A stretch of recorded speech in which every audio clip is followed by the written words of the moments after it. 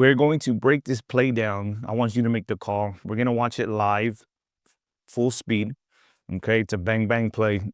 And this is just to bring awareness, continue bringing awareness to the education to our officials. Did we get the play correct? Did we not get the play correct? There's a lot to be talked about, to discuss after we see the play live. Here we go. I am going to highlight with a box the players that I want you all to see. It'll be at the top right there. There you go. You can see.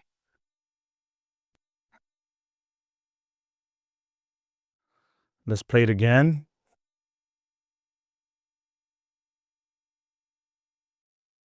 Let's play it again.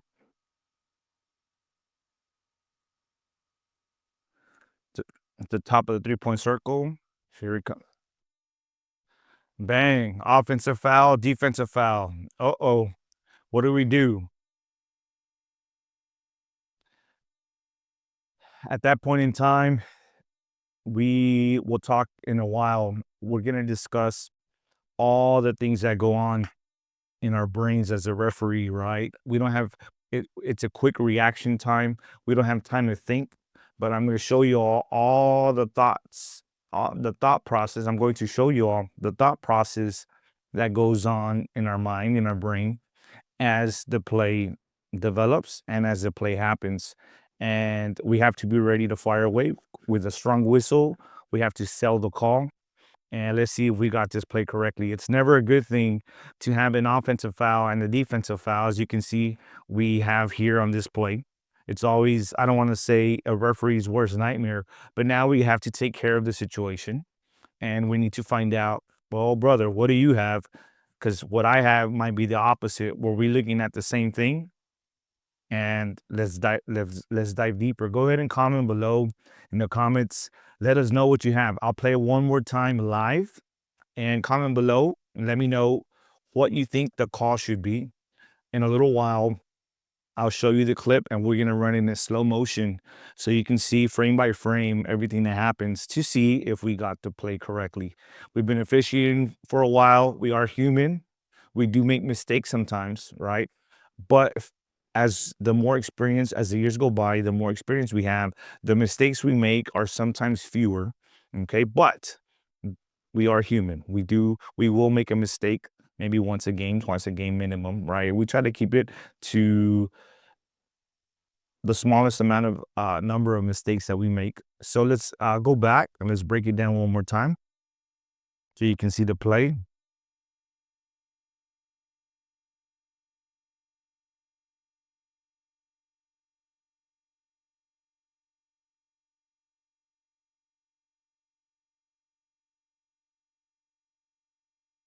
There I go to my partner and I want to find out what is it that he was looking at, what is it that he has, and then I will share my information. What is it that I was looking at, and what call do I have, and we will come to a conclusion, okay, and report what needs to be reported.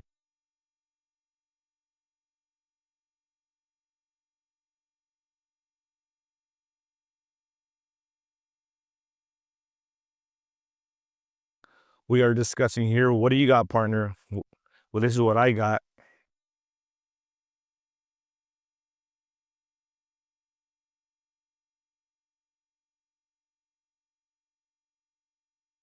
The question is, do we have an offensive foul? Do we have a defensive foul? Do we have a charge? Do we have a block? The charge is also known as a player control foul, right? Do we have a block on the defense? Or do we have something else? What do you all think? There's a potential of two or more fouls that have the potential of being called on this one play instant. It's instant. We got to be ready. It's a fast-paced game. This is a very competitive tournament in the city of Edinburgh, Texas. We have two great teams that were battling it out here early in the first quarter. This is Katy ISD versus San Antonio Clark. This is a boys varsity team. So these are two teams, talented teams, quick teams, very fundamentally set.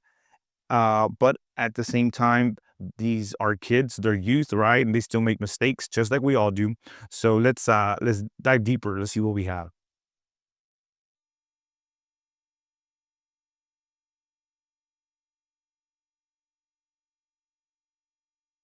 All right. So here we have discussed that we do have two fouls on the play. And a lot of times we try to get the first foul. We speak a lot about pick up the first foul before things escalate, right? Or before things get more complicated. So here we were able to determine that there was a foul, even though we had two fouls close to being simultaneous. As we discussed, it was determined that he did have a foul a split second prior to my foul being called. Therefore, we will able to adjudicate, or to keep it in simpler terms, we will able to explain and report the first foul, because once we report the first foul, play becomes dead, right? So we will justify right now when we go into slow-mo, see what we have.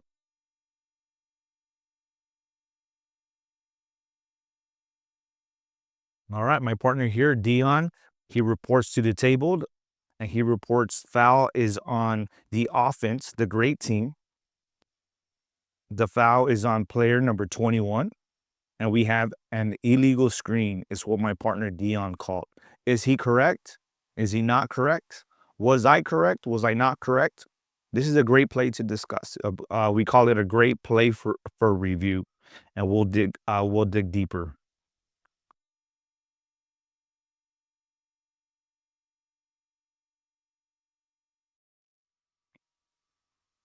All right, here comes the play once again. Now we're going to break it down into slow mo. Right before we get to the crash, right before we get to the fouls or potential fouls, it's going to slow down into slow motion. And we're going to highlight once again with the box. And we're going to break down the play little by little. So my partner, Dion, who's opposite the table, okay, over here on this side, he he has his responsibility is this side of the court. This is his primary coverage area. But now what we have is I see that the dribbler 5, okay, let's run the play a little bit. Number 5 passes to 21. Right here, number 21 and number 23 right here in front of me. This is my primary matchup, okay? So now number 21 is going to continue running the play, and this is where things happen, okay? So now number 21 for gray is going away from me, okay? And I have the ball handler now who has the ball. He is getting ready to come into towards my direction. So I am getting ready to receive that play. Okay, my focus is A1, B1. The dribbler is known as A1, and the defender in the white coming up, approaching, trying to defend him is known as B1. This is where my eyes go, okay, because I'm like, okay, this dribbler is starting to come into my area. I need to be ready to receive this play, and let's see what happens. You know, like I said at the beginning, both guards are very quick guards. So I have to be ready. Could there be an illegal use of hands as far as the defensive player reaching in? Are we going to have a block charge? Let's see what Let's draw the play a little bit, okay? So as you can see, the play is moving away from my partner. Dion is moving away, but his eyes are locked on number 21, the post player right there, okay? He's about to set a screen. Now we're gonna ask, right? His eyes, what are some of the criteria for a legal screen? Okay, so his eyes are now drawn. He's focusing on number 21, which is B2, A2, I'm sorry, which is A2. Okay. So my responsibility has turned to the dribbler, which is A1, and the defender that's guarding him, which is B1. Anything that happens with them two, I'm going to pick up. Okay. But as we can see, I drew these two lines here. What's some of the criteria for a legal screen? Some of that criteria, I tried the best that I could. I drew two sticks. A legal screen has to be They have to be shoulder width apart. The screener, whoever is going to set the screen, cannot be wide. He has his legs have to be shoulder width apart with you can see his upper body, his shoulders. So the two sticks that I drew here, the little diagram that I have, his legs should kind of be right there straight. Now, question number one, are his legs outside his shoulder width apart area? Are they outside? I think so. I think the answer is yes, right?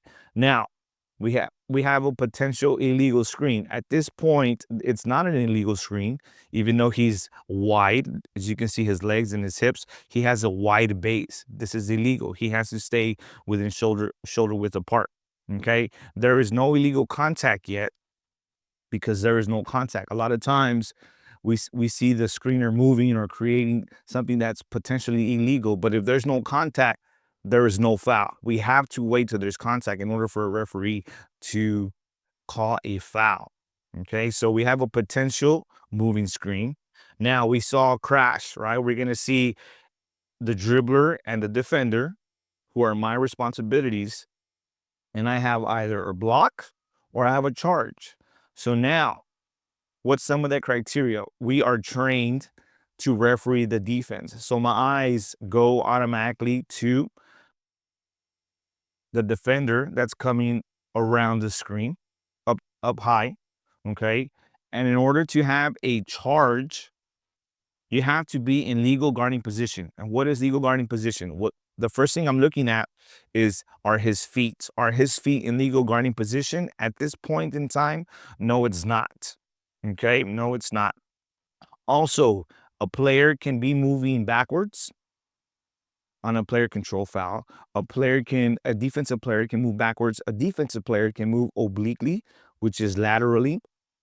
Okay. The only thing a defensive player cannot do is be moving forward and try to initiate a player control foul on the offense. So as I can see here, you can see, I'm going to go back maybe one frame. Let's go back one frame. Okay. As you can see, he is moving forward, east and west. Okay. He's moving forward, east and west. Right there.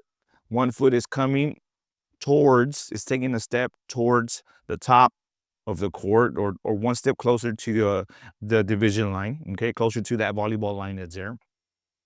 So is he allowed to move forward and create a player control foul by the offense? And the answer is no. And this is what I'm seeing. I'm seeing him come forward, okay? Now my partner does a great job in keeping his eyes on the post player, number 21, that's setting the screen. Okay, if this post player, we go back a couple of frames, right about where the little sticks start, right there, right here, more or less, give or take. Let's go back. Right there, okay? His feet, if he moves east or west and creates contact, so here if he moves east to the right and makes contact, one, we already know he's illegally established. He's too wide. Okay, so the moment he makes contact with the defender, it becomes an illegal screen. And let's see if we see him move east and west. If he does move east, we're going to see him come outside the frame of those two sticks. Right there. Does he make contact? Yes, he does. Right there. Is there contact being made? Is his body moving east? Is his body moving to the right? This becomes an illegal screen. Has become. Now, here comes the crash between the dribbler and the defender. Okay, I already spoke about the defender is moving forward. Is he in legal guarding position? His feet are not in legal guarding position. Is he moving forward? Yes, he's moving forward. As like we said, okay, if he's moving backwards, or if the defender is moving obliquely, laterally, and is in legal guarding position, then he does have a right to take a charge or a player control foul initiated by the offense. If he doesn't, then it becomes a block, right? Now we're also going to see this crash. The offensive player does look like he is lowering his shoulder, like some say, maybe does try to create some separation with his right arm right there. But the reason I called the block was because my eyes were on the defender, as we are trained. Referee the defense first. Was he in legal guarding position? No, I don't think so. Was he moving forward? Yes. Is he allowed to move forward and take a charge? No, he's not. Therefore, I have a block. Even though the end of the play, you also see the offense.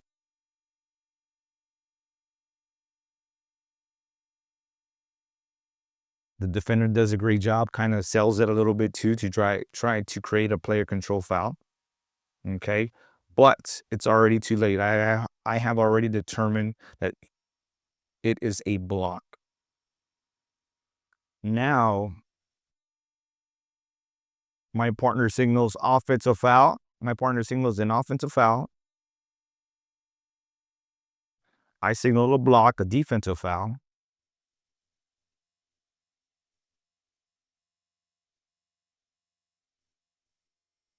And now everyone is wondering, why are the officials not on the same page? Well, as we further discussed, we were on the same page. My partner did an excellent job, I believe, Dion, okay, recognizing my secondary defender, which became his primary defender, which is number 21, that is setting that screen, or attempting to set that screen.